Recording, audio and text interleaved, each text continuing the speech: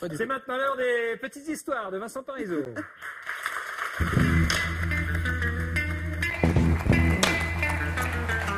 Vincent Parisot qui, comme chaque soir sur le jingle, porte une cravate, mais qui, comme chaque soir sur le plateau, n'en a pas. Mon cher Vincent, vous nous racontez une histoire digne d'un film d'espionnage ce soir.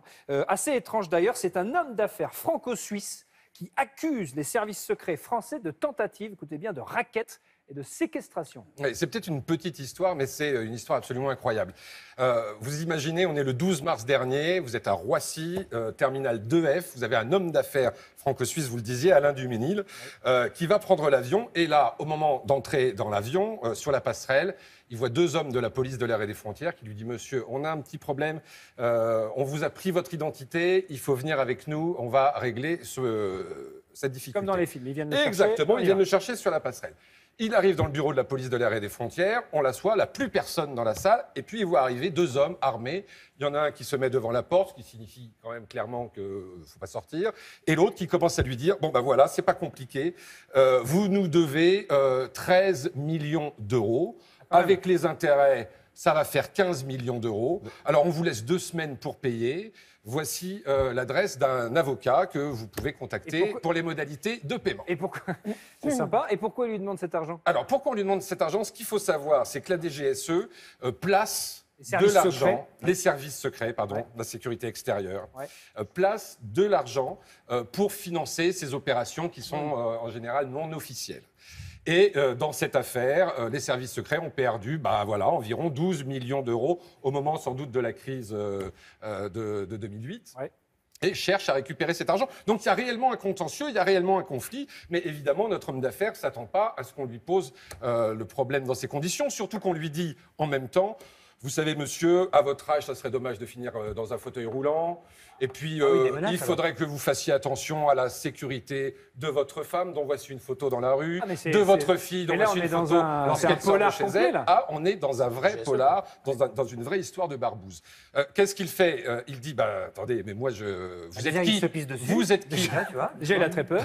L'autre, et l'homme lui répond: moi je suis l'État. En gros, l'État c'est moi. Et c'est pas Louis XIV cet homme-là, pas du tout. C'est en fait un homme clairement de la DGSE. Maintenant, il va falloir le prouver.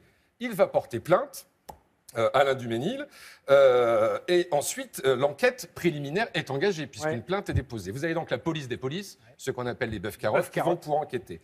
À ce moment-là, il demande la vidéo de l'enregistrement du moment de cette rencontre, donc dans cette salle de la police de l'air et des frontières. Eh ben, c'est ballot, parce que juste cette heure-là, elle a été effacée sur la bande, sinon rien du tout. Et ce qui est aussi embêtant, c'est qu'immédiatement la DGSE dit c'est de l'ordre du secret défense, donc on ne va pas plus loin, l'enquête ne va pas plus loin, et donc pour l'instant on en reste là. Qu'est-ce qui va se passer alors? Alors qu'est-ce qui va se passer? Notre homme a de nouveau porté plainte en se constituant en partie civile en espérant que ça va aller mieux.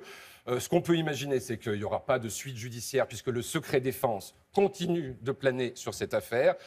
Ce qu'on peut en conclure, c'est d'abord assez bizarre qu'un service comme les services secrets place leur argent ainsi pour financer des opérations privées. Et puis on peut se demander s'il y a un peu plus de transparence de la part des services de l'État, que ce soit la DGSE, que ce soit la police de l'air et des frontières, ne ferait pas de mal en ces temps où l'on demande de la transparence à tout le monde et notamment à nos politiques. Bien sûr. Amir, vous n'avez pas travaillé dans les renseignements? Vous n'avez pas Oui, on a un service militaire obligatoire en Israël. J'étais dans la section des renseignements, paperasse.